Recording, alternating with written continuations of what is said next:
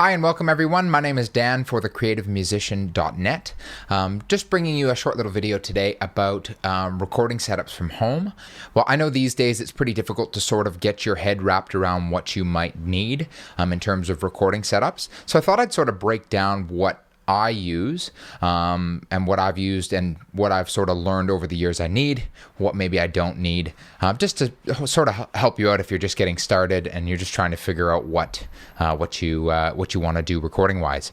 I would argue that if you spend $1,000, if you invest $1,000 into decent equipment, you can get professional sounding audio from pretty well anywhere. When I first started out, I had this idea that I needed a ton of really expensive equipment, equalizers, compressors, all this outboard gear that, I sort of realized you don't need.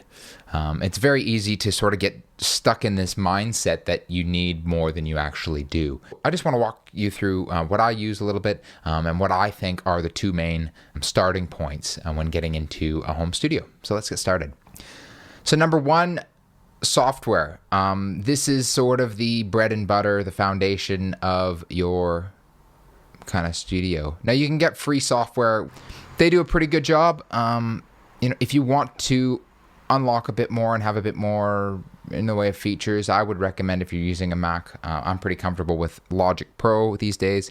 If you're more of a Windows user, definitely Pro Tools would be something I would recommend. So if you spend a bit of money on a decent software, you're going to have an easier time long term in sort of getting the sounds you can hear in your head. If you purchase a decent software to begin with, you're going to end up with just a larger canvas to work with down the track. So even though you might not know how to use all of these compressors, limiters, all of the different functions that are included, as your knowledge begins to grow, you'll start to say, maybe I want this sound and I can't quite get it. Maybe if I use this compressor or this limiter or this noise filter, or maybe I can really dial in what I'm looking for. When I first started out, I was using, some pretty basic free software with some pretty shady equipment. Didn't really sound all that good at all. It was awful. It was terrible. Everything was noisy and I didn't know how to properly use microphones or anything like this. It's this huge learning curve. So I can understand it's a bit daunting. So when it comes to number two, interfaces, you're going to want a recording interface that gives you enough.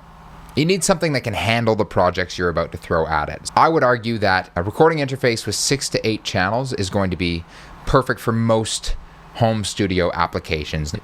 For example, if you're recording a vocal track, you might want to use 2 different mics at the same, set side by side, 2 different condenser mics, and you can use them in different contexts. If you're recording a guitar amp, it might be nice to have a dynamic mic right on the cabinet itself. You might want to place a condenser mic in the room somewhere. If you plan to record a drum kit, you'll need at least 6 inputs for your kick, your snare, your toms, your overheads.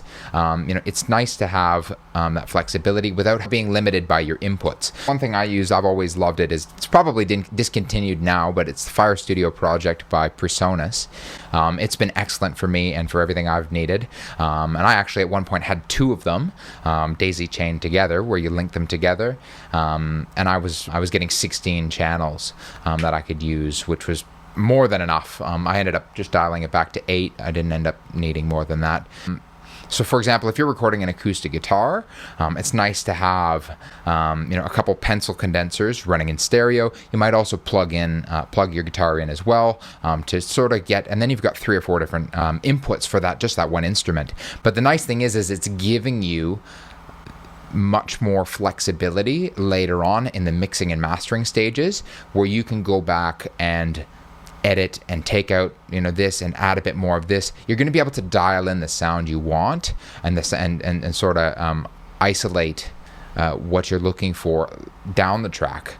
So just to recap, number one, invest in some decent software. It's going to make your life a heck of a lot easier down the track. even if you don't know right from the beginning how to use all of the different features and settings, you have the opportunity to grow and learn with learn with the software. So just keep that in mind.